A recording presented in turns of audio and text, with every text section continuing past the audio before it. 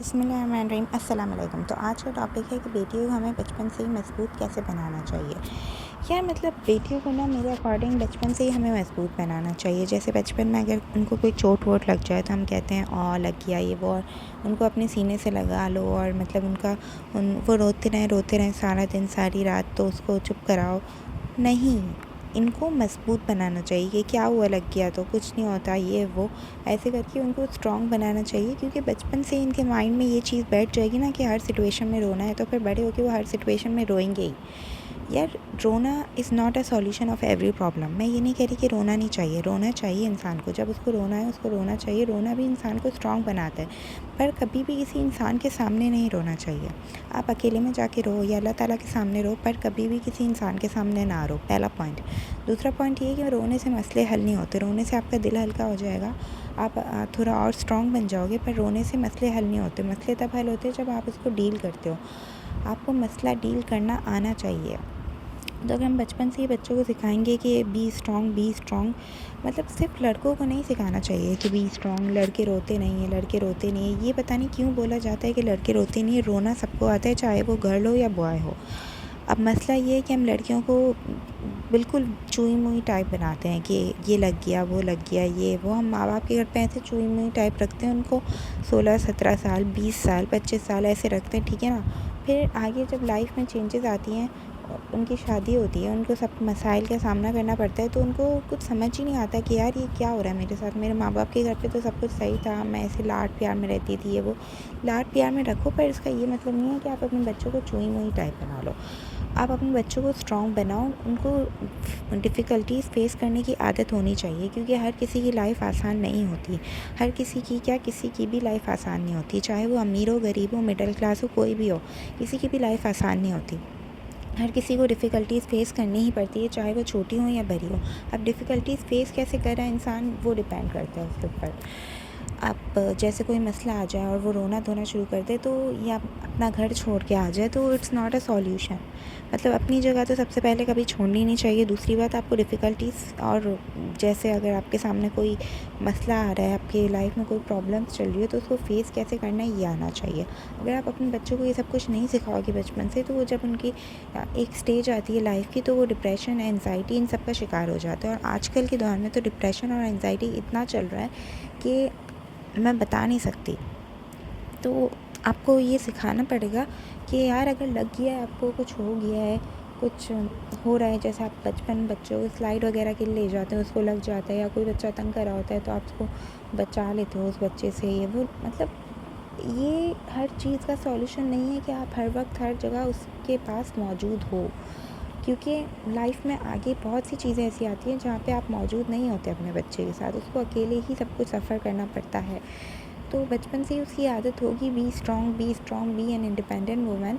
तो उसके दिमाग में बचपन से ये चीज़ डालो कि आप स्ट्रॉन्ग हो, आप स्ट्रॉन्ग हो, आप स्ट्रॉन्ग हो। जब बचपन में एक चीज़ बैठ जाती है ना कि आप स्ट्रॉन्ग हो, तो फिर बड़े होके भारी नहीं लगता बच्चों को कि यार अब मेरे साथ ही क्या हो रहा है, क्या नहीं हो रहा। आप देखो, सबसे पहले तो हमें प्रॉब्लम्स को डील करने आने चाहिए, सब्र के साथ, तहम्मुल के साथ हमें डील करनी चाहिए। जज़्बात में आके हम कुछ भी प्रॉब्लम को डील नहीं कर पाएंगे।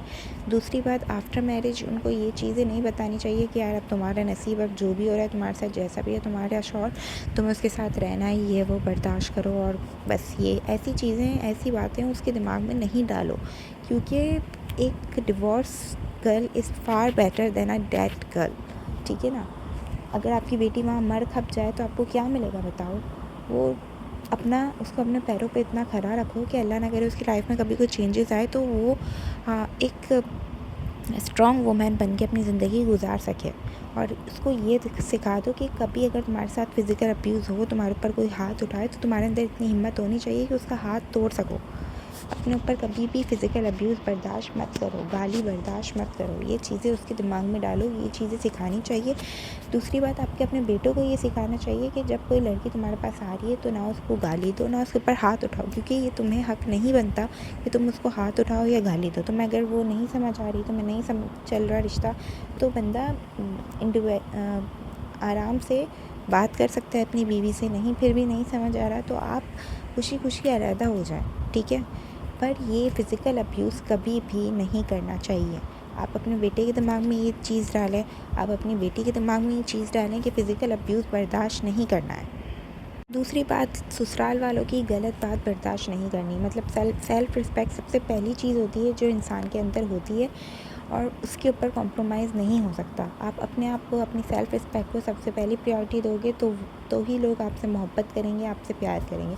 मतलब अगर हर चीज़ ऊँच नीच हर घर में होती है, ये बात नहीं कह रही मैं कि कुछ भी बर्दाश्त नहीं करो ये वो, हर चीज़ होती है हर किसी के घर में, छोटी छोटी चीज़ें होती हैं, बर्दाश्त भी हो जाती है, सब कुछ हो जाता है, पर सेल्फ़ रिस्पेक्ट पे कभी भी अपनी बात नहीं आने दो। मतलब आप ही एक रिश्ते में हमेशा झुक रहे हो, हमेशा बर्दाश्त कर रहे हो, तो इट मीन्स कि ये रिश्ता वन साइडेड है। बस एक लिमिट तक आप बर्दाश्त करो, एक लिमिट तक सब कुछ करो, एक लिमिट तक झुको।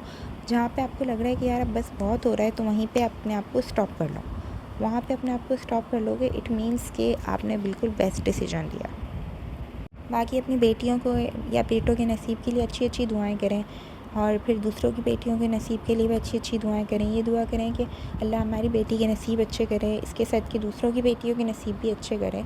ये दुआ करेंगे तो आपकी बेटी के हक़ में भी पूरी होगी, और किसी और की बेटी के हक़ में पूरी हो गई तो वो भी बहुत आपकी दुआएं देगी कि यार जिसकी भी अल्लाह ने मुझे दुआ लगाई है, अल्लाह उसकी बेटी के नसीब भी अच्छे करें। तो ऐसे दुआएं देने में ही सबकी भलाई होती है। दुआ कोई पैसों से नहीं दी जाती, दुआ तो मुफ्त में होती है, फिर भी पता नहीं क्यों लोग कंजूसी करते हैं दुआ देने में।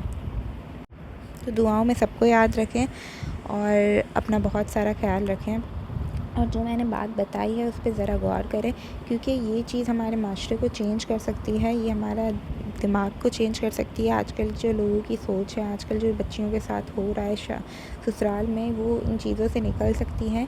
जो आप अपनी बेटी के दिमाग में अभी से डालेंगे वो एंड तक रहेगा। तो अच्छी अच्छी चीज़ें डालें अपनी बेटी के दिमाग में भी, अपने बेटे के दिमाग में भी। लाइफ जैसी भी हो गुज़र जाती है, पर अच्छा बुरा वक्त याद रह जाता है कि अच्छे बुरे वक्त में हमारे साथ कौन था कौन नहीं था। क्योंकि लाइफ तो जैसी भी हो, किसी की मुश्किल हो या अच्छी हो, गुज़र तो जाती ही है।